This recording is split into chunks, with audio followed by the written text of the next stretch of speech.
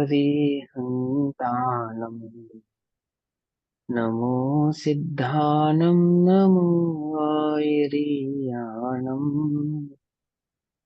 नमो वज्रायाणम् नमो लोये सवसाहुनम्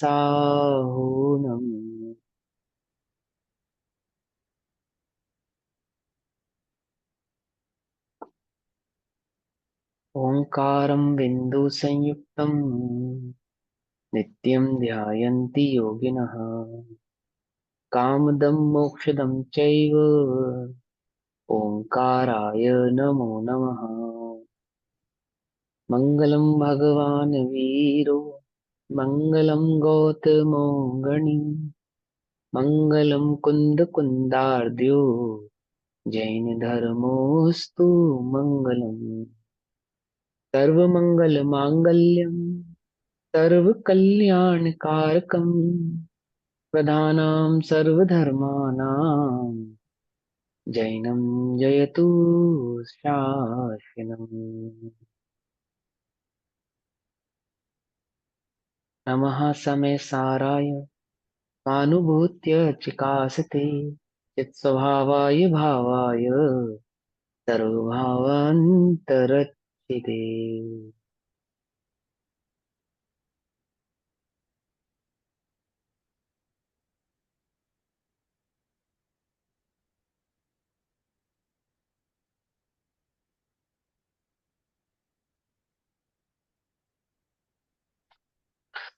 हमारी दोपहरकालीन कक्षा का विषय चल रहा है श्री समयसारजी ग्रंथ। और श्री समयसारजी ग्रंथ का स्वाध्याय हम सभी आचार्य अमृतचंद्र देव द्वारा रचित आत्मख्याति टीका के माध्यम से कर रहे हैं। आत्मख्याति टीका में कर्ता कर्म अधिकार पेज नंबर 215 गाथा नंबर 142 142। पेज नंबर 215 गाथा नंबर 142 142। कर्ता कर्म अधिकार का विषय एक द्रव्य दूसरे द्रव्य का कर्ता नहीं होता, प्रत्येक द्रव्य अपने अपने भाव का ही कर्ता होता है। गाथा नंबर 141 में जीव कर्म से बंधा है अथवा उसने कर्म को छुआ है, यह व्यवहार नहीं से कहा जाता है। और शुद्ध नहीं से तो जीव कर्म से ना ही बंधा है ना ही कर्म को उसने छुआ है, ऐसा ही जानो। गाथा नंबर 142 सॉरी। कम्मं बद्धं बद्धं जीवे एवं तु जान नए पक्षम पक्षादिकांत पूर्ण वर्णन दी सो जो सो समय सारो है कर्म जीव में बद्धवा अनबद्ध यह नए पक्ष है पर पक्ष से अतिक्रांत भाषित वह समय का सार है। समय का सार है अर्थात आत्मा का सार है, छह द्रव्यों का सार है, वस्तु का स्वरूप है। देखो, ये गाथा नंबर 142, इसको बड़ा ध्यान से समझो। आपने पूर्व रंग अधिकार तो पढ़ा था, याद है कि हमने उसमें किन किन भावों को पढ़ा था, है ना? उन्हीं भावों को स्पष्ट किया जा रहा है आगे के अधिकारों में, जो हमने पूर्व रंग अधिकार में पढ़ा था ना। जैसे अनुक्रमणिका होती है, विश क्या कहते हैं, अनुक्रमणिका, इंडेक्स। तो पूर्व रंग कैसा है? इंडेक्स जैसा है। उस इंडेक्स में बताया था हमें क्या क्या समझाया जाएगा, क्या क्या पढ़ाया जाएगा। हमने उस किताब की पूरी विषय वस्तु जैसे इंडेक्स में लिखी होती है ना, ऐसे ही पूरी विषय वस्तु पूर्व रंग अधिकार में लिखी गई। और सिर्फ इंडेक्स ही क्यों, किताब का जैसे लिखते हैं तो आपने पढ़ा होगा स्टार्टिंग में जो लेखक होता है वो एक डेढ़ पेज में पूरी किताब की समरी बताता है, लिखकर बताता है ना। तो एक तरीके से आप ऐसा समझ सकते हैं कि समयसार जी की एक समरी है पूर्व रंग अधिकार के अंदर, पूरी समरी है वो। उसमें दो गाथाएं आप याद करो गाथा नंबर 142 को समझने के लिए। पहली लाइन है कर्म जीव में बद्धवा अनबद्ध यह नए पक्ष है। यह नए पक्ष क्या मतलब? गाथा नंबर 14, गाथा नंबर 14 क्या है? गाथा नंबर 14 अबद्ध याद है किसी स्पर्श को? अननय नियत।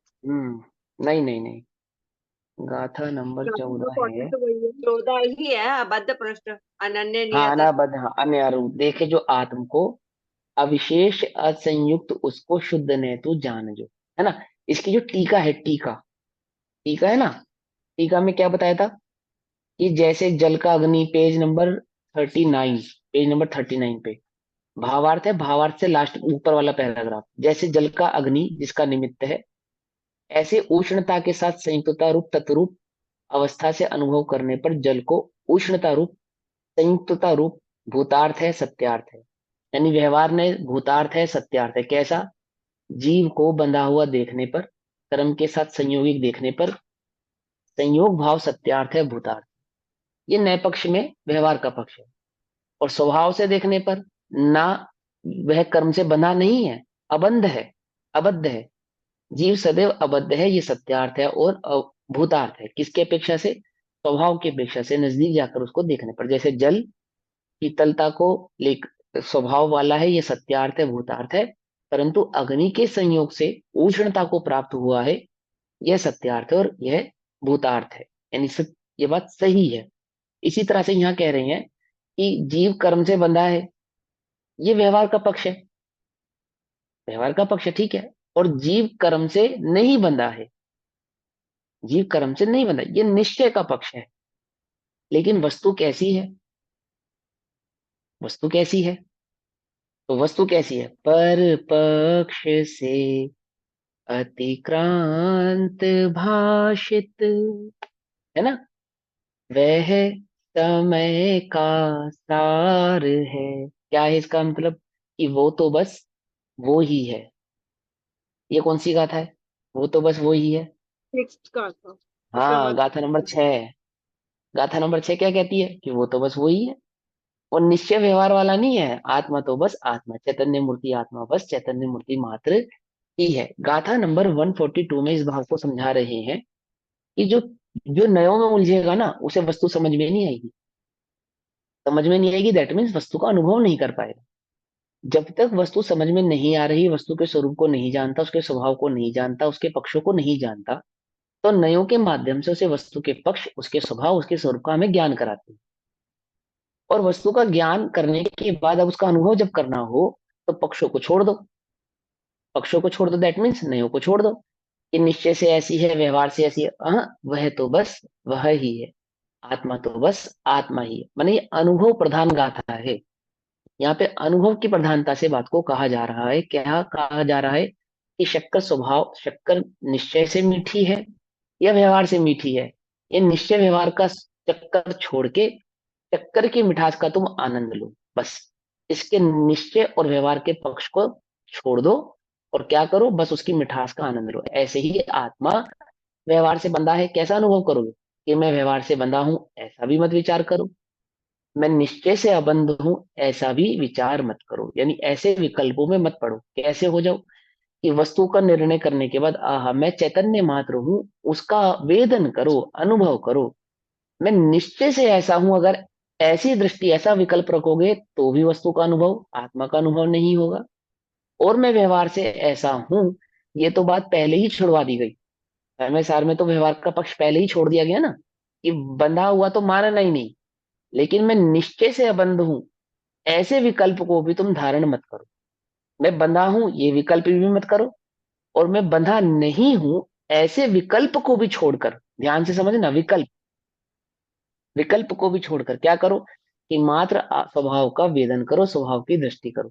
ऐसे निर्णय में मत पड़ो कि निश्चय से ऐसा हूं, क्योंकि जब हम ऐसा विकल्प करते हैं कि निश्चय से, तो व्यवहार ऑटोमेटिकली वहां पर खड़ा हो जाता है। दैट मीन्स व्यवहार से भी कैसा ना कैसा है। और वस्तु कैसी है? कि उसमें निश्चय और व्यवहार जैसा कोई पक्ष नहीं है, वह तो बस वह ही है। वस्तु तो बस वस्तु ही है। पानी ठंडा है या पानी गर्म है? पानी तो कि पानी है बस। पानी तो बस पानी है। हाँ, पानी तो बस पानी है। उसमें ठंडे गर्म का भेद मत करो। हम्म। उसमें ठंडे गर्म का भेद मत करो। ठंडे गर्म का भेद करके तुम पानी से दृष्टि हटा रहे हो। क्योंकि जब हम ठंडे और गर्म का भेद कर रहे हैं, तो वहां पानी की दृष्टि ना करते हुए पानी के किसी एक विशेष गुण की दृष्टि हो जाती है। और गुण की दृष्टि करना क्या है? वह भेद है। दूसरा तेरा पेज है। गुण की दृष्टि करना, है दूसरा ना, तेरा वह पेज। भेद है। ये म्यूट करवाओ भी, किसका मूड चल है रहा है? जिसमें। मनीषा मानसी आंटी म्यूट करो। मनीषा मानसी आंटी जी म्यूट का। करो अपना। हाँ, म्यूट करो। है ना? तो पानी ठंडा है या पानी गर्म है? कि पानी ठंडा और गर्म के चक्कर में पड़ोगे तो स्पर्शन गुण की पर्याय पे ही तुम्हारी दृष्टि रहेगी। पानी तो मात्र पानी है, जब तक ऐसी दृष्टि नहीं करोगे तब तक पानी के भाव को समझ नहीं पाओगे। ऐसे ही आत्मा तो बस आत्मा है, और चैतन्य तत्व तो मात्र चैतन्य तत्व है। जब तक ऐसी दृष्टि नहीं करोगे तब तक उसका अनुभव नहीं होगा, वह वीतराग भाव में प्रकट नहीं होगा। क्योंकि किसी एक पक्ष को ग्रहण करना यानी किसी एक नय की दृष्टि करने से वीतराग भाव प्रकट नहीं होता है ना? वह राग अथवा द्वेष भाव ही प्रकट रहता है। राग और द्वेष की भावना छोड़ने का मतलब है कि दोनों ही प्रकार के नयों से वस्तु को समझ के दोनों प्रकार के नयों को छोड़ दो। छोड़ दो मतलब अब उनकी दृष्टि मत करो। मात्र भाव उस आत्मा के तत्व का, आत्म तत्व का, उसके ज्ञान स्वभाव का, चैतन्य भाव का वेदन करो। वेदन करो दैट मीन्स अनुभव करो। ठीक। गाथार्थ यहाँ जी। पे निश्चय व्यवहार लगेगा, वहां पे मतलब नए लगे, नए होंगे वहां। नहीं, यहाँ पे जैसे हम निश्चय और व्यवहार तो नए तो होते हैं। निश्चय और जैसे व्यवहार हम दोनों नए कहते होते हैं हैं। कि वास्तव में आत्मा शुद्ध ही है। हाँ। जैसे हमने हाँ तो कहा निश्चय वास्तव में से आत्मा शुद्ध आत्मा है। शुद्ध है, तो व्यवहार से कैसी है, ये क्वेश्चन खड़ा हो जाएगा ना। जिसको जिसको व्यवहार का पक्ष नहीं मालूम होगा, जब आप ये बोलोगे कि आत्मा निश्चय से शुद्ध है, तो ऑटोमेटिकली क्वेश्चन उठ गया कि व्यवहार से कैसी है। नहीं, कहने का तुम मतलब क्या ये है समझ कि रहे यहाँ पे नए हो गए हो? फिर। तो यहाँ ये कहना चाहते हैं कि नए नए की दृष्टि छोड़ दो, निश्चय व्यवहार छोड़ दो। निश्चय व्यवहार की बात छोड़ो, आत्मा को देखो। तुम तो आत्मा व्यवहार से कैसा है, निश्चय से कैसा है, इन सब चक्करों में मत पड़ो। आत्मा तो बस आत्मा है। कैसा है? कैसा है कि वह चैतन्य मात्र है। उसके चैतन्य भाव का वेदन करो, अनुभव करो। ऐसे विकल्प के जालों में मत उलझो कि निश्चय से ऐसा है, व्यवहार से ऐसा है, निश्चय से ऐसा है, व्यवहार से ऐसा है। ऐसा पेंडुलम वाला काम मत करो। निश्चय व्यवहार, निश्चय व्यवहार, निश्चय व्यवहार। और यदि तुम व्यवहार को छोड़ भी देते हो और मात्र निश्चय निश्चय से ऐसा करते हो, तो भी वह स्थिरता नहीं है, क्योंकि वह पेंडुलम का एक पक्ष हो जाएगा। तो क्या कहते हैं कि वहां पे मध्यस्थ होना चाहिए, वीतराग भाव होना चाहिए। कैसा होता है वह वीतराग भाव? जो पक्षाति क्रांत होता है, जिसने पक्षों के पक्ष को छोड़कर, नयों के पक्ष को छोड़कर मात्र वस्तु को देखा है। ठीक है ना?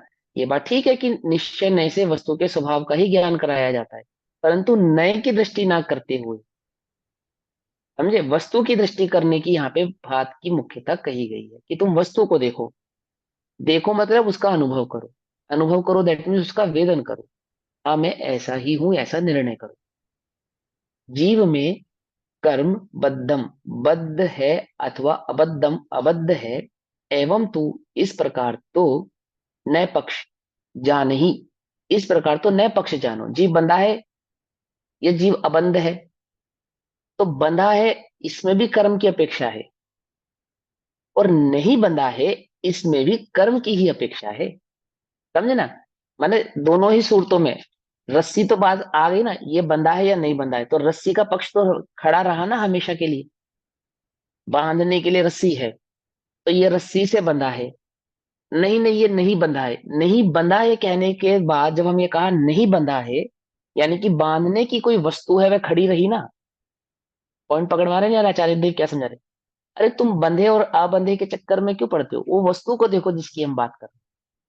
बंधन की बात मत करो, तुम तो वस्तु की बात करो। बात पकड़ मारी नहीं रही? माने जब हम अबंध कहेंगे तो अबंध कहने में भी बंध का पक्ष तो खड़ा ही रहेगा ना। नहीं है लेकिन बंध तो है ना। नहीं रूप से बंध का अस्तित्व तो रह गया ना। तो वहां क्या है, वहां वस्तु का पूरी प्रकार से अनुभव नहीं आ सकता। कहाँ आ सकता है? जहां पक्षों को छोड़ के मात्र वस्तु का ही वेदन किया जावे, वही ऐसा हो सकता है। किंतु जो पक्षातिक्रांत यानी पक्ष का उल्लंघन करने वाले, पक्ष को छोड़ने वाले, पक्ष की दृष्टि नहीं करने वाले, उल्लंघन करने वाले, समझ गए, पक्ष को गौण करने वाले, बढ़ते कहलाता है। वह समयसार अर्थात निर्विकल्प शुद्ध आत्म तत्व है, अथवा वहां पे किसी भी प्रकार का विकल्प नहीं है। आत्मा के शुद्ध भाव का भी विकल्प नहीं है, और आत्मा के अशुद्ध ऐसे भाव का भी विकल्प नहीं है। और निश्चय और व्यवहार का विकल्प ना करता हुआ मात्र तत्व का आत्मा का वेदन ही करता है, अनुभव ही करता है। ठीक है। जीव में कर्म बद्ध है, जीव में कर्म बंधा है। इसका कलश पहले नहीं आया भैया? नव तत्वों में छुपी हैं? हुई जो आत्म ज्योति है, इस टाइप का कलश पहले हाँ नहीं हाँ आया? वो वाला हाँ, आया कलश ना, नहीं आया, आया नव ना। तत्वों में छुपी अभी हुई जो अभी आत्म अभी नहीं ज्योति आया वो नौ आत्मा तत्वों में छुपी ब्रह्म। हुई, अभी नहीं आया। नौ तत्वों में छुपी हुई आत्मज्योति भी कहाँ है, वो तो आगे आएगा ना। नहीं मतलब इस टाइप का कलश, जैसे पहले पीछे वाली गाथा में वो आश्रम वन संवर निद्रा मोक्ष जीव अजीव, हाँ, इनसे वो इन है को कि अनुभव मैंने तो, करना देखो ना। सुनो, देखो पूर्व रंग अधिकार है ना, वो तो सब उसी का भाव ही तो चल रहा है।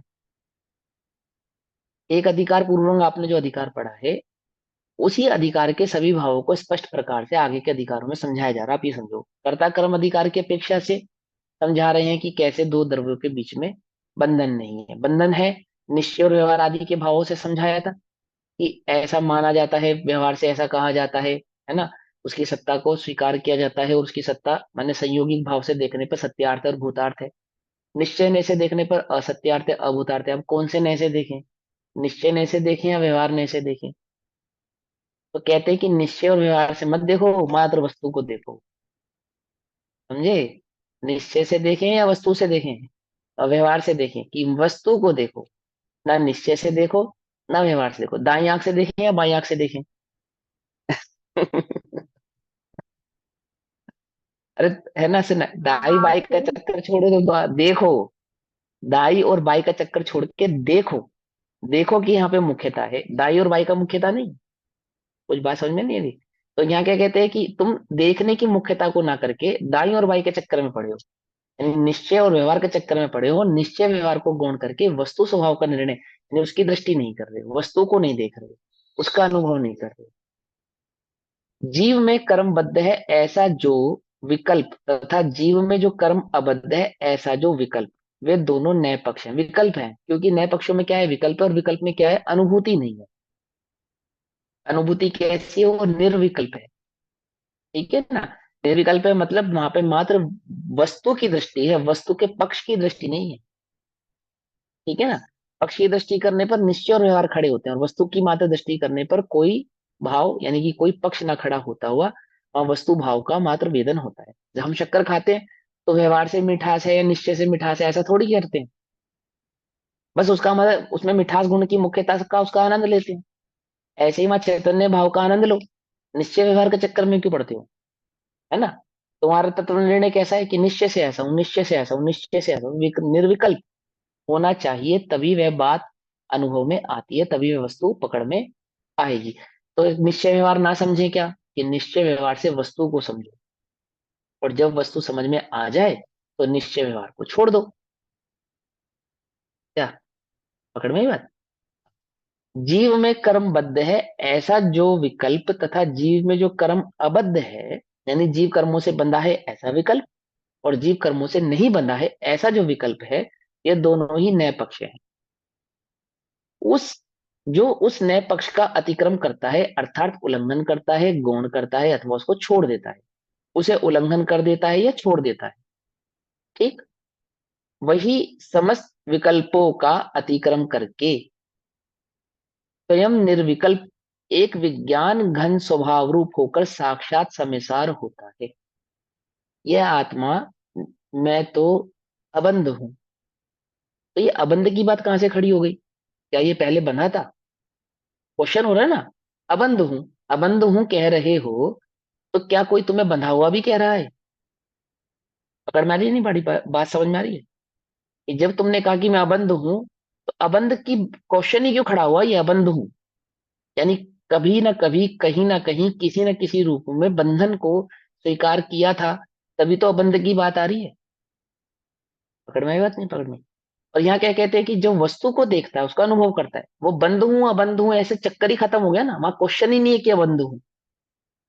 वहां तो मात्र वस्तु का वेदन भर है। तो वो चैतन्य भाव का जो वेदन करते हैं, उल्लंघन कर देते हैं, नयों को पक्षों को छोड़ देते हैं, वे ही समस्त विकल्पों का अतिक्रम करके, अर्थात समस्त विकल्पों को छोड़कर, लांग कर, अतिक्रम करना, लांगना अथवा छोड़ देना। कैसे विकल्प को छोड़ देना? निश्चय से ऐसा हूं, व्यवहार से ऐसा, ये सब विकल्पों को छोड़ देना। और स्वयं निर्विकल्प, निर्विकल्प मतलब जिसके पक्षों, नयों का पक्ष नहीं है, एक विज्ञान घन स्वभाव रूप होकर, एक चैतन्य भाव मात्र होकर, एक ज्ञाता दृष्टा आत्मा हो। ठीक है ना। होकर दैट मीन्स मैं ज्ञाता दृष्टा हूं, ऐसा विकल्प नहीं। ज्ञान स्वभाव का अनुभव करता हुआ, चैतन्य भाव मात्र होता हुआ, चैतन्य भर ही होता हुआ, चैतन्य भाव का अनुभव करता हुआ, ठीक है ना। होकर साक्षात समय सार होता है, वो साक्षात चैतन्य भाव को प्रकट करता है, साक्षात चैतन्य भाव में स्थापित होता है। मैं ऐसा हूं, ऐसा उसको हूं की हुकार वेदन होता है। यहाँ विशेष समझाया जाता है कि जो जीव में कर्मबद्ध है, यानी जीव कर्मों से बंधा है, ऐसा विकल्प करता है, वह जीव में कर्म अबद्ध है, ऐसे एक पक्ष का अतिक्रम करता हुआ भी विकल्प का अतिक्रम नहीं करता। क्या कहते हैं कि जो जीव को बंधा हुआ है ऐसा मानता है, वह जीव को नहीं बंधा हुआ है इस भाव को तो छोड़ देता है, लेकिन बंधा हुआ है के विकल्प से बाहर नहीं जाता। ये विकल्प है कि जीव बंधा हुआ है, ये एक विकल्प है। उसी प्रकार क्या कहते हैं, वह भी जीव में कर्म विकल्प नहीं करता, और जो जीव में कर्म अबद्ध है, यानी कि जीव कर्मों से बंधा हुआ नहीं है, ऐसा विकल्प करता है, वह भी जीव में कर्मबद्ध है, ऐसे एक पक्ष का अतिक्रम करता हुआ भी विकल्प का अतिक्रम नहीं करता। और जो यह विकल्प करता है कि जीव में कर्मबद्ध है और अबद्ध भी है, वह दोनों पक्ष का अतिक्रम ना करता हुआ विकल्प का अतिक्रम नहीं करता। देखो क्या कहते हैं, सुनो ध्यान से। कोई ऐसा विकल्प करता है कि आत्मा कर्मों से बंधा है, तो उसने निश्चय पक्ष तो छोड़ दिया, निश्चय पक्ष तो छोड़ दिया, परंतु व्यवहार पक्ष नहीं छोड़ा। ठीक। और व्यवहार पक्ष नहीं छोड़ने के कारण व्यवहार पक्ष का विकल्प उसके चित्त में खड़ा रहा। किसी ने आत्मा निश्चय से अबंध है, निश्चय से अबंध है, ऐसा विकल्प किया, यानी ऐसा विचार किया, तो उसने व्यवहार पक्ष को छोड़ दिया, व्यवहार पक्ष को छोड़ दिया, व्यवहार के पक्ष की दृष्टि नहीं करी। परंतु व्यवहार की पक्ष की दृष्टि नहीं करते हुए भी जो उसने निश्चय के पक्ष की दृष्टि की है, ऐसे निश्चय के पक्ष की दृष्टि करने के कारण निश्चय का विकल्प उसके चित्त में खड़ा रहा, विकल्प खड़ा रहा कि मैं बंधा नहीं हूं, बंधा नहीं हूं, बंधा नहीं हूं। ध्यान से समझना, चैतन्य का अनुभव करने पर बंध बंध की बात ही नहीं होनी चाहिए। ये द्वंद्व फंद कहां से खड़े हो गए जब वहां चैतन्य का अनुभव कर रहा है। चैतन्य भर का अनुभव करने पर बंधा हूं नहीं बंधा हूं की तो बात ही नहीं है। जब हम मिठास का वेदन कर रहे हैं तो शक्कर तो खटास का और क्या नाम है खारेपन की तो बात ही नहीं है। कैसे करते हो शक्कर का वेदन कि यह शक्कर खट्टी नहीं है, ऐसा वेदन करते हो? ऐसा वेदन तो नहीं करते ना। उसके मिठास गुण को मुख्य करके बस मीठी है ऐसा वेदन करते हो ना, तो बंधा नहीं है, ये क्या बात हुई। चैतन्य भर है ऐसा वेदन करना था, तो बंधा नहीं है करने के कारण उसके एक विकल्प में उलझा रहा। फिर किसी ने कैसा कि मैं व्यवहार से बंधा हूं, निश्चय से बंधा नहीं हूं, ऐसे दोनों प्रकार के पक्षों को, ऐसे दोनों प्रकार के पक्षों को, पक्ष को तो छोड़ दिया कि मैं निश्चय से नहीं हूं, व्यवहार से ऐसा हूं, निश्चय से ऐसा हूं, ऐसे पक्ष को तो दे, निश्चय से हूं व्यवहार से हूं ऐसे छोड़। लेकिन क्या करा, उनके विकल्पों में उलझा रहा। देखो क्या कहते हैं, और जो जीव में कर्म अबद्ध है ऐसा विकल्प करता है, वह भी जीव में कर्मबद्ध है, ऐसे एक पक्ष का अतिक्रम करता हुआ भी विकल्प का अतिक्रम नहीं करता। ये बात हो गई। अब जिसने दोनों पक्षों को छोड़ा उसकी बात सुनो। और जो यह विकल्प करता है कि जीव में कर्मबद्ध है और अबद्ध भी है, यानी कि कौन से पक्षों को ग्रहण कर रहा है, जो निश्चय और व्यवहार दोनों पक्षों को ग्रहण कर रहा है। एक बार व्यवहार को पक्ष को ग्रहण करने वाला निश्चय के पक्ष को ग्रहण नहीं कर रहा, निश्चय के पक्ष को ग्रहण करने वाला व्यवहार के पक्ष को ग्रहण नहीं कर रहा। और जो भी जिस भी पक्ष को ग्रहण कर रहा है, यानी कि जो व्यवहार के पक्ष को ग्रहण करता है उसको व्यवहार संबंधी विकल्प खड़े हैं, और जो निश्चय के पक्ष को ग्रहण करता है उसको निश्चय संबंधी विकल्प खड़े हैं। कोई ऐसा है जो निश्चय और व्यवहार दोनों को ही स्वीकार करता है, उभयाभासी, उभय भाव, कि निश्चय से आत्मा ऐसा है और व्यवहार से आत्मा ऐसा है। तो क्या किया उसने कि अबद्ध भी है, वह दोनों, उन दोनों पक्ष का अतिक्रम ना करता हुआ, अर्थात दोनों ही पक्षों को नहीं छोड़ता हुआ। निश्चय को पकड़ने वाले ने व्यवहार छोड़ दिया, व्यवहार को पकड़ने वाले ने निश्चय को छोड़ दिया, परंतु एक ऐसा भी है जिसने ना निश्चय छोड़ा ना व्यवहार छोड़ा। निश्चय का पक्ष भी नहीं छोड़ा, व्यवहार का पक्ष भी नहीं छोड़ा। वो क्या मान रहा है अपने आप को कि मैं तो स्यादवाद में ही आत्म तत्व की चर्चा ये तो कर एक रहा हूँ। उभयाभासी हो गया। हाँ, ये ये उभयाभाव उभयाभासी। के, हाँ उभयाभासी किस अपेक्षा से समझा रहे हैं, जो जो नयों में उलझाए। यहाँ पे उभयाभासी मोक्षवर प्रकाशक वाला उभयाभासी नहीं है। यहाँ पे उभयाभासी, उभय का मतलब होता है दोनों, जो दोनों ही नयों को ग्रहण करके बैठा है कि मैं निश्चय से ऐसा हूं, निश्चय का आत्मा का स्वरूप ऐसा है, और शास्त्र में व्यवहार से आत्मा का स्वरूप ऐसा बतलाया है। उल्टा नहीं पकड़ रहा है, वो बात तो सही कह रहा है, बात तो सही कह रहा है, लेकिन वो जिन विकल्पों को कर रहा है, निश्चय और व्यवहार के विकल्पों में उलझा हुआ है, समझे ना, अबद्ध भी है। वह उन दोनों पक्षों का अतिक्रम ना करता हुआ, अर्थात निश्चय और व्यवहार के पक्ष को नहीं छोड़कर, छोड़ नहीं रहा ना, अतिक्रम नहीं करता हुआ। होना क्या था वेदन के समय में, दोनों नयों को छोड़ना है, दोनों नयों को छोड़ना है। वो क्या कर रहा है, दोनों नयों को पकड़ के बैठे, निश्चय से ऐसा हूं, व्यवहार से ऐसा हूं, निश्चय से ऐसा हूं, व्यवहार। माने वस्तु स्वरूप निश्चय से ऐसा कहा गया है, व्यवहार से ऐसा कहा गया है, निश्चय से ऐसा है, व्यवहार से ऐसा है। निश्चय से तो मैं अबद्ध हूँ, निश्चय से तो मैं अबद्ध हूँ, व्यवहार से बंधा हुआ कहते हैं, व्यवहार से बंधा हुआ कहते हैं। ऐसे दोनों प्रकार के विकल्पों में जो उलझा है, विकल्प का अतिक्रम नहीं करता, क्योंकि नया का अनुभव करने के कारण, जो नयों का अनुभव करेगा, नए से वस्तु को जानने की कोशिश करेगा, वह विकल्प खड़े किए बिना रहेगा नहीं, उसको विकल्प आएंगे ही आएंगे। फिर क्या कहते हैं, इसलिए जो समस्त नए पक्ष का अतिक्रम करता है, जो सभी प्रकार के पक्षों का अतिक्रम कर देता है, अर्थात दोनों ही प्रकार के नयों को गौण कर देता है, दोनों ही प्रकार के नयों को छोड़ देता है, दोनों ही प्रकार के नयों से दृष्टि को हटा देता है। कब, जब दोनों प्रकार के नयों को भली प्रकार से समझ लेता है तब। क्या कहा, कब हटाता है, जब दोनों प्रकार के नयों को भली प्रकार से समझ लेता है तब, समझे। हाथ गंदा होता है ना, तो उसको साफ करने के लिए और गंदा करते हैं, क्या, नहीं समझे।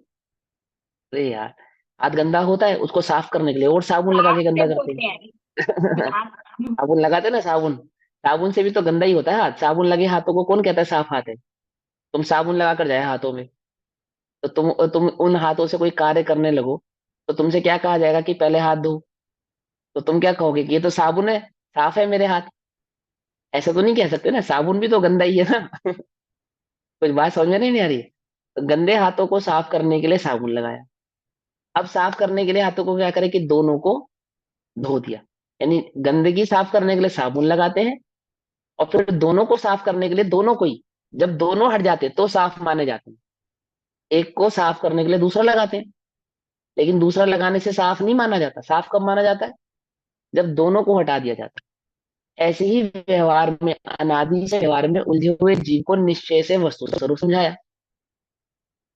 अब वस्तु का वेदन करना, अनुभव करने के लिए क्या करें कि दोनों के पक्ष को छोड़कर, समझे, दोनों ही भावों को छोड़कर एक आत्मा का, एक निश्चय स्वरूप बने, जो समझाया ना आत्मा का भाव, ऐसे चैतन्य भाव मात्र का अनुभव।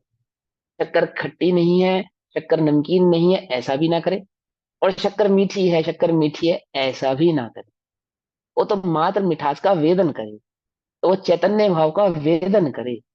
निश्चय से चैतन्य हूं, निश्चय से अकर्ता हूं, निश्चय से अबद्ध हूं, ऐसा नहीं। अबद्ध स्पष्ट आदि भाव का वेदन करे, अनुभव करे, चैतन्य भाव मात्र का विज्ञान घन होता हुआ वेदन करे। वह उन दोनों पक्ष का अतिक्रम ना करता हुआ विकल्प का अतिक्रम नहीं करता, अर्थात विकल्पों को नहीं छोड़ पाता। इसलिए जो समस्त नए पक्ष का अतिक्रम करता है, अर्थात दोनों ही प्रकार के नयों को छोड़ देता है, छोड़ देता है दैट मीन्स, जो नय से वस्तु को ना देखता हुआ मात्र वस्तु को देखता है।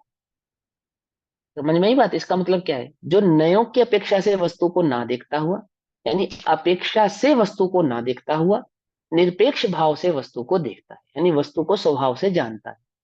स्वभाव में नय नहीं लगाता, ऐसा है वैसा है, इस अपेक्षा से ऐसा है, उस अपेक्षा से ऐसा ऐसा। वो भाव मात्र, वस्तु के भाव मात्र को देखता है। देखता है मतलब क्या, अनुभव करता है, अपने चैतन्य भाव का वेदन करता है। वही समस्त विकल्प का अतिक्रम करता है, वही सभी प्रकार के विकल्पों को छोड़ देता है। और जो समस्त विकल्प का अतिक्रम करता है, अर्थात छोड़ देता है, वही समय सार को प्राप्त करता हुआ अनुभव करता है। अनुभव करता है दैट मीन्स निर्विकल्प स्वसंवेदन करता है। भावार्थ, जीव कर्म से बंधा हुआ है तथा नहीं बंधा हुआ है, ये दोनों नए पक्ष हैं। ये दोनों कैसे नए पक्ष हैं, जब हम जीव को देखें, सिर्फ जीव को देखें, तो बंध और अबंध की कोई बात ही नहीं आने वाली, क्योंकि हम वहां पे जीव को ही देख रहे हैं ना। जब वहां पे बंध की बात की जाएगी, चाहे अबंध रूप से की जाएगी, तो वहां जीव के साथ अन्य विकल्प, अन्य द्रव्य खड़ा हो गया। अबंध कहने पर भी अन्य खड़ा हो रहा है या नहीं हो रहा है? कुछ बात समझ में आ रही नहीं आ रही है? अबंध कहने पर भी, है ना। और मात्र जीव को देखें तो सिर्फ जीव दिखाई देगा, अन्य कुछ दिखाई नहीं देगा। तो वो कह रहे कि मात्र जीव का अनुभव करो ना, बंद अबंध के चक्कर में कहां पड़ गए आप? हमने तुम्हें समझाया था, उसका स्वरूप समझाया था। ये बात सही है कि निश्चय से हमने स्वरूप समझाया था, पर हमने ये नहीं कहा था कि निश्चय को पकड़ो, हमने कहा था वस्तु को पकड़ो। पकड़ में ही बात। निश्चय क्या है? साइन बोर्ड है, वस्तु नहीं है। व्यवहार क्या है? साइन बोर्ड है, क्या नहीं है? वस्तु नहीं है। वस्तु कैसी है? उस साइन बोर्ड से परे है। कुछ बात समझ में आई? साइन बोर्ड से परे है। जीव कर्म से बंधा हुआ है तथा नहीं बंधा हुआ है, ये दोनों नए पक्ष हैं।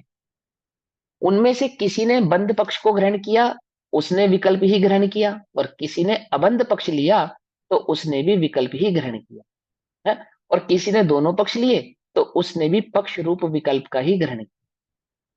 ठीक है। उभय माने दोनों होता है। उभयाभासी जब हम कहें तो वहां पे सीधा मोक्ष और प्रकाशक जी वाले उभयभाषी पे मत जाओ, मत जाओ। अभी यहाँ पे बात करो।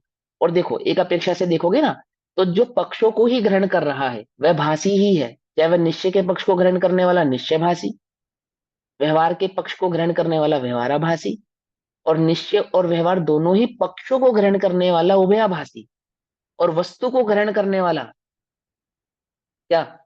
हाँ, इन सबसे समझे? पार। वस्तु को ग्रहण करना है। हाँ, वो भाषों से आक्रांत मन पार हो गया है, नयातीत हो गया है, भैया, एक भाषातीत हो तरीके गया से है। ठीक है ना? जो आपने निश्चयभाषी, व्यवहाराभासी और उभयभाषी वाला प्रकरण बताया, उसमें थोड़ा हाँ स्थूल तरीके से बताया, इसमें थोड़ा और सूक्ष्म बता दिया विकल्पों की हाँ, अपेक्षा ये से। इसमें अलग तरीके से बता रहे हैं। वो जो मोक्ष और प्रकाशक जी में बताया वो तो मूल की अपेक्षा से समझा रहे हैं। और यहाँ पे जो बात समझा रहे हैं, यहाँ पे किस अपेक्षा से समझा रहे हैं? कि जो भले ही नयों को सही प्रकार से पकड़ रहा है, लेकिन नयों में ही उलझाए, वस्तु का अनुभव नहीं कर रहा है, वस्तु का वेदन नहीं कर रहा है।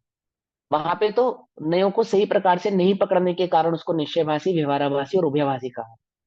यहाँ पे समझा रहे कि भले ही वो नयों को सही सही प्रकार से समझ रहा है, भली प्रकार से समझ रहा है, लेकिन पकड़ वो नयों को ही रहा है, आत्मा को नहीं पकड़ रहा, आत्मा को नहीं समझ रहा। नयों में ही उलझा है, आत्मा का वेदन, उसका अनुभव नहीं कर रहा। तो उसको कह रहे हैं कि भैया नयों को छोड़ और वस्तु को ग्रहण कर। नयों के माध्यम से जिस वस्तु का हमने वो व्याख्यान किया है, उपदेश दिया है, प्रकट किया है, प्रस्तुत किया है, उसका अनुभव कर, उसका वेदन कर। ठीक।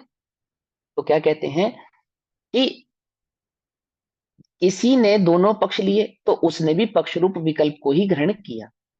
परंतु ऐसे विकल्पों को छोड़कर जो किसी भी पक्ष को ग्रहण नहीं करता, निश्चय और पक्ष, यानी कि निश्चय और व्यवहारों की दृष्टि ना करता हुआ, नय की दृष्टि ना करता हुआ, वही शुद्ध पदार्थ का स्वरूप जानकर उस रूप समय सार को, शुद्धात्मा को प्राप्त करता है। प्राप्त करता है दैट मीन्स उसका वेदन करता है, उसका अनुभव करता है। नए पक्षों को ग्रहण करना राग है। आगे ना बात। नए पक्षों को ग्रहण करना क्या है? राग है। ग्रहण करना दैट मीन्स उनकी दृष्टि करना, उनकी अपेक्षा से ही वस्तु को देखना। पकड़ में बात। और उसकी अपेक्षा से ही वस्तु का वेदन करना, अनुभव करना, निर्णय करना, ये राग है। इसलिए समस्त नए पक्ष को छोड़ने से वीतराग समयसार हुआ जाता है। वीतराग समयसार हुआ जाता है दैट मीन्स एकमात्र चैतन्य भाव को प्राप्त हुआ जाता है, उस चैतन्य भाव का अनुभव किया जाता है, उसका वेदन किया जाता है। अब यदि ऐसा है, तो पक्ष के, नए पक्ष के त्याग की भावना को वास्तव में कौन नहीं नचाएगा? है ना। मतलब अपने नए पक्षों को कौन नहीं छोड़ना चाहेगा? कौन है ऐसा जिसको ये बात मालूम चल जाए कि नयों से वस्तु को समझ के नयों को छोड़कर ही आत्मा का वेदन होता है? ऐसा जानने के बाद, अब यदि ऐसा है, तो नए पक्ष के त्याग की भावना को वास्तव में कौन नहीं नचाएगा? ऐसा कहकर श्रीमान श्री अमृत चंद्राचार्य देव नए पक्ष के त्याग की भावना वाले 23 कलश रूप काव्य कहते हैं। अब इस बात को, इस गाथा पे इतने रीझे हैं आचार्य अमृतचंद्र देव कि उन्होंने 23 काव्य कहे, यानी 23 कविताएं करी। क्या कहने के लिए?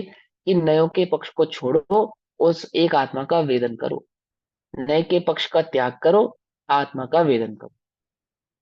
आचार्य अमरचंद्र देव जो पहले समझा रहे थे कि वस्तु स्वरूप निश्चय से ऐसा है, व्यवहार से ऐसा है, व्यवहार असत्यार्थ है, अभूतार्थ है, निश्चय वस्तु के स्वरूप को समझाने वाला है, उसको ग्रहण करो, है ना, ऐसा कह रहे थे ना पिछली गाथाओं में। और अब वही आचार्य अमरचंद्र देव समझा रहे हैं आपको, वही आचार्य कुंद कुंदेव समझा रहे हैं क्या, कि उन नए पक्षों को छोड़ो, एक आत्मा का वेदन करो। उन नए पक्षों को छोड़ो, एक आत्मा की दृष्टि करो। श्लोक अर्थ, श्लोक करते हैं, श्लोक नंबर 69 और 70। ठीक, पहले श्लोक नंबर 69। य एव मुक्त्वा नैपक्षपातम् स्वरूप गुप्ता निवसन्ति नित्यम् विकल्प जालच्युत शांत चित्तास्त एव साक्षादमृतम पिबन्ति। क्या कहते हैं, ये एव, जो, यह एव मुक्त्वा नए पक्षपातम, ये जो नए पक्षपातम मुक्त्वा अर्थात नए पक्ष को छोड़कर, नए पक्ष को छोड़कर, निश्चय से ऐसा व्यवहार से ऐसा, निश्चय से ऐसा व्यवहार से ऐसा, छोड़ के, मैं निश्चय से ऐसा हूं, मैं निश्चय से ऐसा हूं, इस भाव को छोड़ के, एक चैतन्य भाव का जो वेदन करता है, अनुभव करता है, समझे, एक चैतन्य भाव मात्र होकर रह जाता है। निश्चय से आत्मा हूँ, ज्ञाता दृष्टा हूँ, ऐसे विकल्पों में नहीं।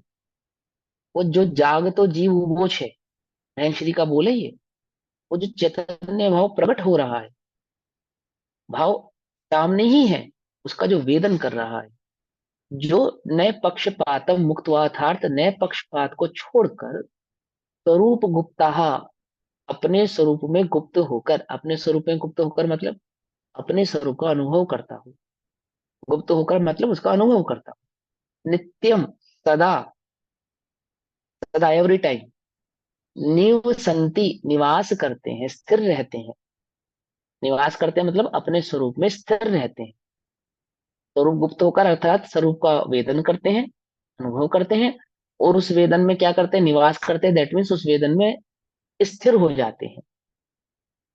ते एव वे ही विकल्प जलाच्युत शांत चित्ता, अर्थात जिनका चित्त विकल्प जाल से रहित और शांत हो गया है, ऐसे होते हुए साक्षात अमृतम पिबंती, साक्षात अमृत को पीते हैं। ठीक है ना, या एव मुक्त्वा नए पक्षपातम स्वरूप गुप्ता निवसन्ति नित्यम विकल्प जालच्युत शांत चित्तास्त एव साक्षाद मृदम पिबन्ति, अमृत पीते हैं।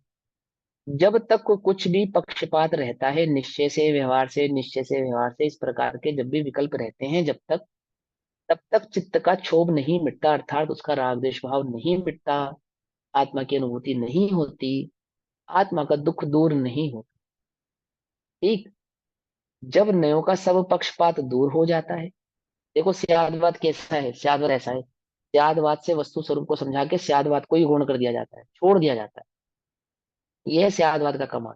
समझे, अनंत भगवान आत्मा का स्वरूप बतलाते हैं, और अनंत भगवान की दृष्टि छोड़े बिना आत्मा का अनुभव नहीं होगा। सिद्ध जैसा आत्मा बतलाया जाता है, और सिद्धों की दृष्टि छोड़े बिना आत्मा का अनुभव नहीं होगा। क्या, गुरु बिन ज्ञान नहीं, और गुरु की दृष्टि छोड़े बिना ज्ञान नहीं होगा।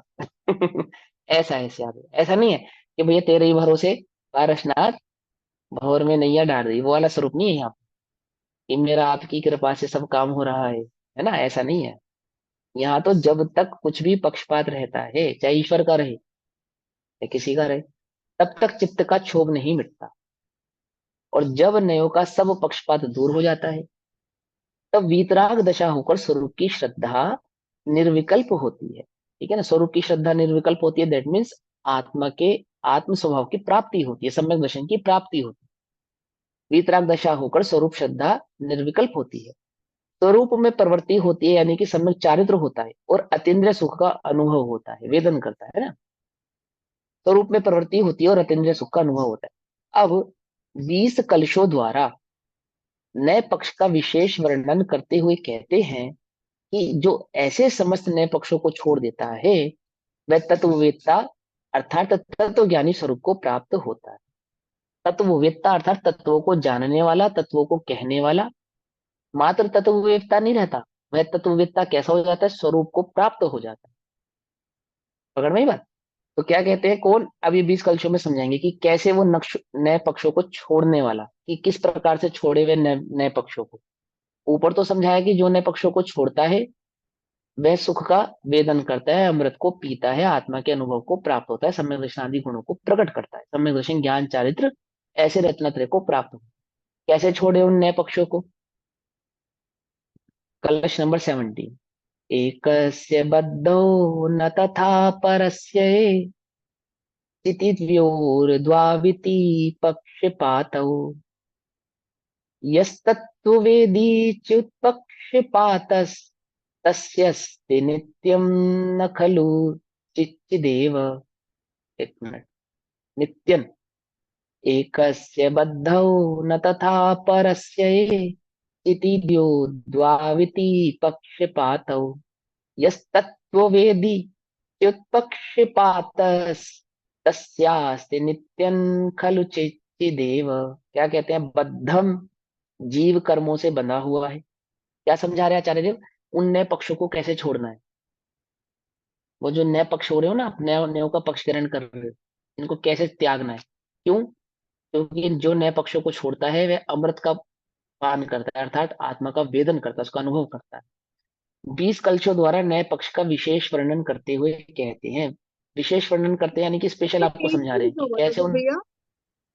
है। ऊपर 23 लिखा हुआ था ना, इसके पहले वाले उसमें 23 कलश रूप काव्य कहते हैं, फिर हाँ, यहाँ पे कलश 20 पूरे कलश। 23 आएंगे। कलश कलश 23 आएंगे। पहले वाले कलश में तो अमृत पीता है, फिर 20 कलशों में समझाएंगे कि कैसे छोड़ना है, और फिर 2 कलशों में उसके स्वरूप का और भाव समझाएंगे। ऐसा टोटल 23 ही आएंगे। 20 कलशों में तो कैसे छोड़ना ही समझाएंगे। विशेष वर्णन करते हैं कि जो समस्त नए पक्षों को छोड़ देता है, कैसे छोड़ देता है, नए पक्षों को छोड़ने पर क्या होता है। बद्धम जीव कर्मों से बंधा हुआ है, एकस्य ऐसा एक नए का पक्ष है, एकस्य बद्धो न तथा परस्य, वह पर का है ना, जीव कर्मों से बंधा हुआ है ऐसा एक नए का पक्ष, और न तथा जीव कर्मों से नहीं बंधा हुआ है परस्य ऐसा दूसरे नए का पक्ष है। इति इसी प्रकार चिति चित्त स्वरूप जीव के संबंध में आत्मा कैसा है, चैतन्य स्वभाव वाला। चैतन्य स्वभाव वाला यानी कि ज्ञाता दृष्टा, ज्ञान मात्र, ज्ञान घन। बंधा है नहीं बंधा है के चक्कर में मत पड़ो। चिति चैतन्य स्वभाव वाला। ठीक।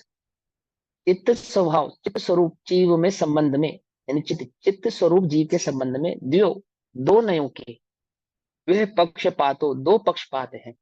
अर्थात दो प्रकार के पक्ष हैं, दो प्रकार से उस भाव को समझा रहे। किसको समझा रहे हैं, जो मात्र जानने वाला है, चिति शक्ति वाला है, चैतन्य स्वभाव वाला है, ऐसे उस आत्मा को दो पक्षों से समझाया गया था, बंधा है या नहीं बंधा है। ठीक।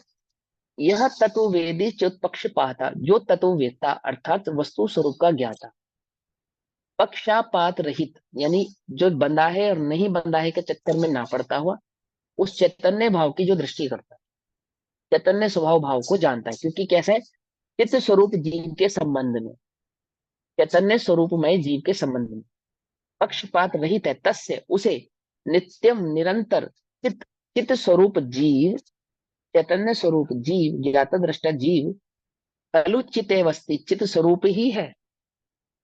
पकड़ में बात, नहीं समझ में आई? ये पॉइंट समझ में आ रहा है, चित्त स्वरूप ही है। वह चित्त स्वरूप ही जीव चित्त स्वरूप ही है, बंधा है नहीं, बंधा है नहीं, चैतन्य भाव मात्र ही है। अर्थात उसे चित्त स्वरूप जीव जैसा है वैसा निरंतर अनुभव में आता है, यानी चैतन्य भाव मात्र का ही वह वेदन करता है, तो ज्ञाता दृष्टा भाव मात्र का ही वेदन करता है। ठीक। जब ज्ञाता दृष्टा कहते हैं ना, ज्ञाता दृष्टा आत्मा, तो वहां पे मूलतः तो चैतन्य भाव को समझाना है। उस चैतन्य भाव को ही ज्ञाता दृष्टा भाव से कहा जाता है, एक्सप्लेन किया जाता है। हम ऐसा चैतन्य कहेंगे तो समझ में नहीं आएगा, तो चैतन्य भाव को समझाने के लिए ज्ञाता दृष्टा। अब ज्ञाता दृष्टा कहने का मतलब ज्ञाता दृष्टा जानना और देखना नहीं, जानने और देखने वाला चैतन्य भाव। क्या जानना और क्या देखने के चक्कर में नहीं पड़ना, चैतन्य भाव मात्र।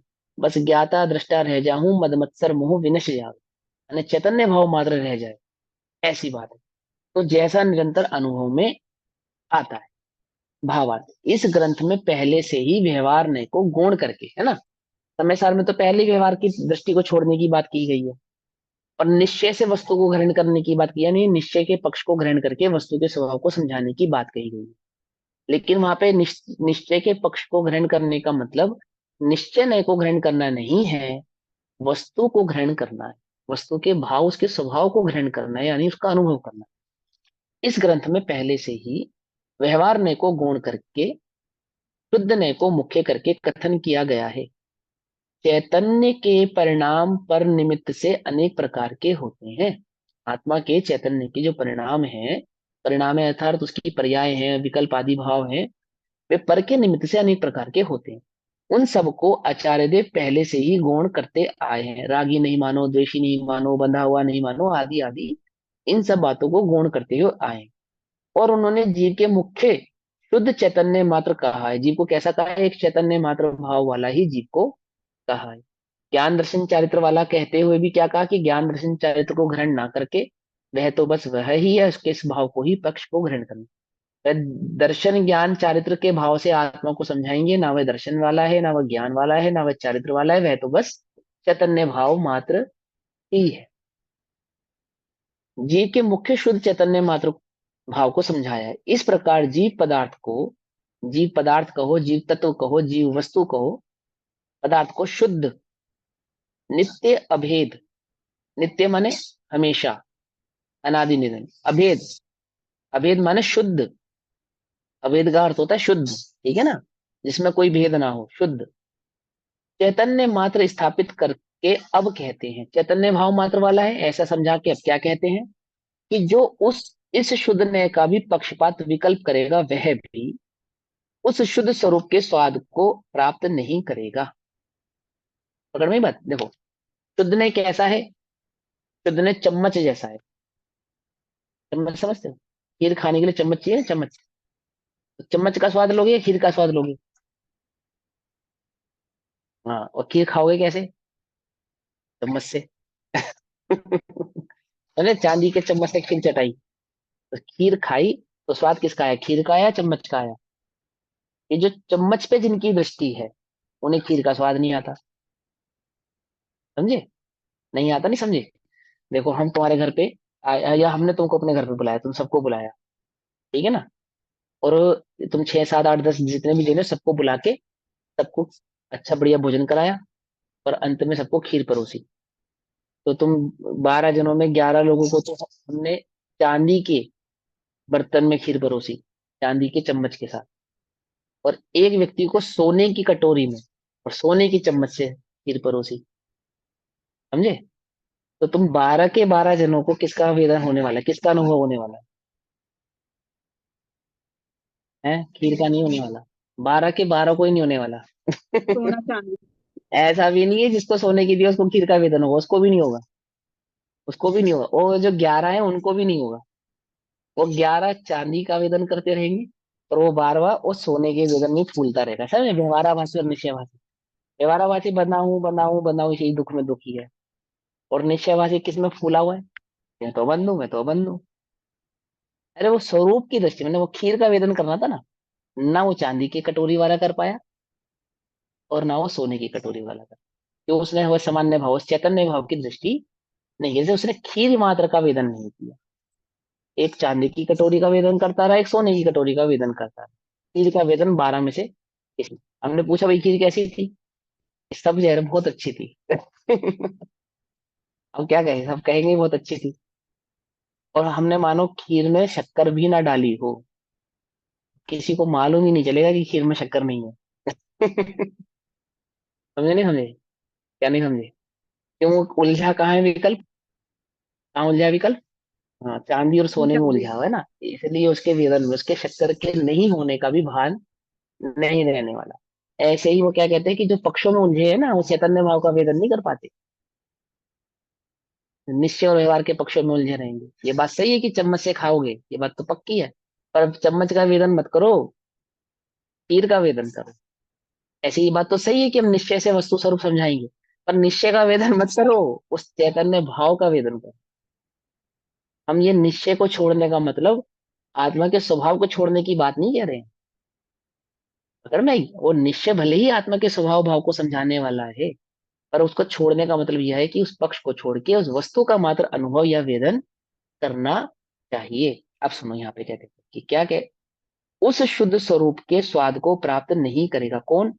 जो इस शुद्ध नय का भी पक्षपात विकल्प करेगा, वह भी उस शुद्ध स्वरूप के स्वाद को प्राप्त नहीं करेगा।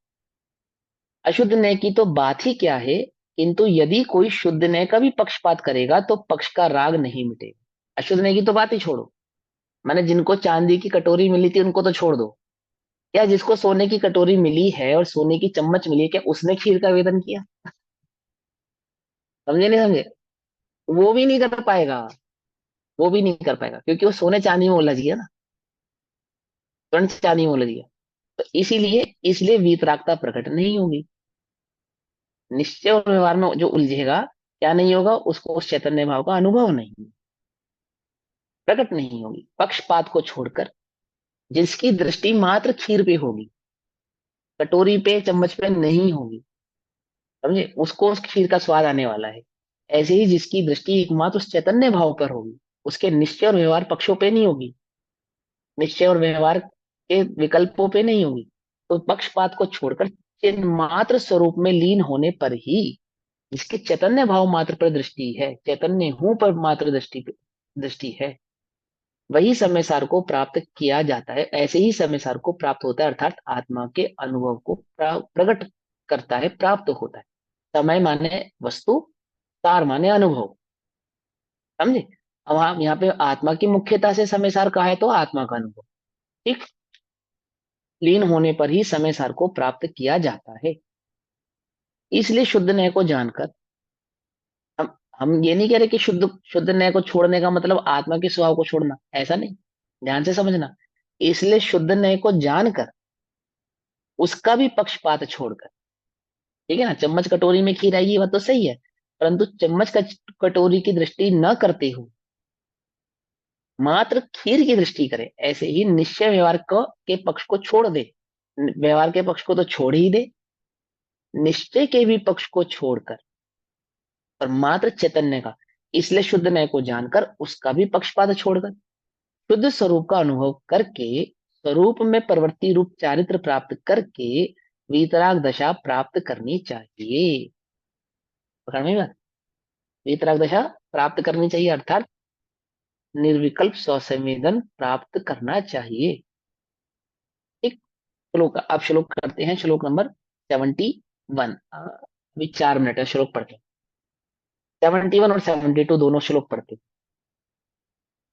एकस्य मूढ़ो न तथा परस्य इति द्योद द्वे द्योद्वार, ये चिति द्योर द्वार, द्योर द्वा होगा ये, द्योर द्वाविति, ठीक है। एकस्य मूढ़ो न तथा परस्य इति द्योर द्वाविति पक्षपातौ, यस्तत्त्ववेदी युत्पक्षपातस्तस्यस्ति नित्यं खलु चिच्चिदेव।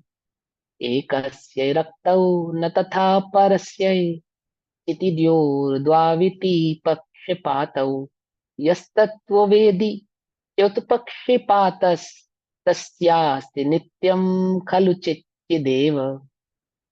मूढ़, एकस्य मूढ़ो न तथा परस्य, जीव मूढ़ अर्थात मोही है, ऐसा एक ने एक पक्ष कहता है, ठीक, और दूसरा पक्ष कहता है कि जीव मोही नहीं है। पहले मैं क्या समझाया था कि जीव बंधा है, एक पक्ष कहता है, और जीव बंधा नहीं है, ये दूसरा पक्ष कहता है।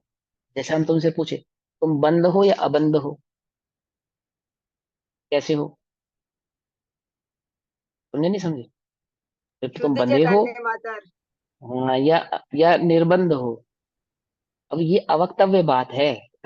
ये जो अनुभव की बात है ना, ये अवक्तव्य की बात है, मैंने एक समझे। यहाँ पे वो, पूछना था, हाँ निश्चय से पूछो। और व्यवहार से तो चांदी की कुल्ली होगी, हाँ, और शुद्ध निश्चय ने को व्यवहार से, जानकर। निश्चय और व्यवहार से चांदी की नहीं हो गई, व्यवहार से चांदी की होगी, निश्चय से सोने की हो गई। हाँ, उसमें आ गया ना, निश्चय शुद्ध और ने व्यवहार को और जानकर। निश्चय, हाँ, और निश्चय और व्यवहार दोनों को पक्ष के छोड़कर हम्म। जो उस कोली में रखा है, वस्तु जो रखी है, वह हो गई। मेरे को शुद्ध ने का अभी भी नहीं क्लियर हुआ। शुद्ध ने का क्या है? शुद्ध ने को जानकर उसका भी पक्षपात छोड़कर शुद्ध स्वरूप हम्म, का अनुभव करे, तो शुद्ध ने किसको हम्म। लिया मतलब? जो शुद्ध नए स्वरूप, जो शुद्ध नए के द्वारा वस्तु का स्वरूप समझाया था ना, निश्चय से ऐसी है ऐसा समझाया था।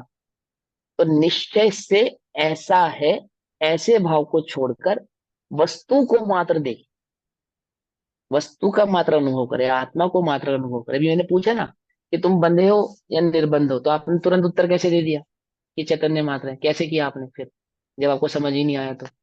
जे में है ही नहीं, नहीं मुझे यहाँ शुद्ध ने किसको लिया मतलब, अरे निश्चय पे बाहर समझ, तो समझ आता ना, ना मैं निश्चय से ऐसी हूँ, ना तुम मैं तो, व्यवहार से ऐसी हूँ। हाँ तो शुद्ध ने निश्चय नय को कहते हैं, शुद्ध ने निश्चय नय को कहते हैं। ठीक। है समझ में? हाँ, शुद्ध ने निश्चय नय को कहते हैं, अशुद्ध ने व्यवहार नय को कहते हैं। ठीक। वस्तु शुद्ध है या अशुद्ध है? ये शुद्धा शुद्ध से परे, वह तो बस वह ही है, चैतन्य भाव मात्र है। उसको शुद्ध और अशुद्ध ऐसे दो पक्षों से हम समझाएंगे, परंतु शुद्ध और अशुद्ध उस वस्तु में प्रवेश नहीं करते।